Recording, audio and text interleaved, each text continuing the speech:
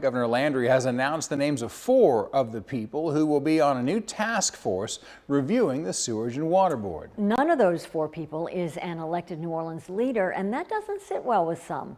WGNO's Ashley Hamilton is at the Sewerage and Water Board's Carrollton Avenue plant. Ashley. Susie Kurt, the governor, is coming on strong, taking aim at the Sewage and Water Board. Residents are hopeful that their ongoing flooding problems will be addressed, but one council member says that the governor did not choose the right people for the job. With Governor Jeff Landry launching a task force to investigate what he calls repeated failures of the Sewage and Water Board, residents are hoping he starts with the turbines. So every time it rains, we don't flood. They always talking about 1 or 2 going out. Why? We paying our taxpayer money. They got money to fix them. Why can't they fix them? Any little rain, any little flood flash wash, all that need to be upgraded. There's money here. They just need to do what they got to do and upgrade everything.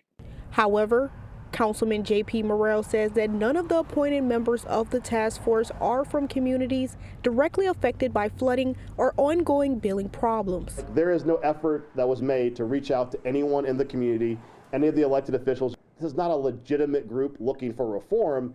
It's a group that probably has an agenda and is looking for a task force to rubber stamp the agenda.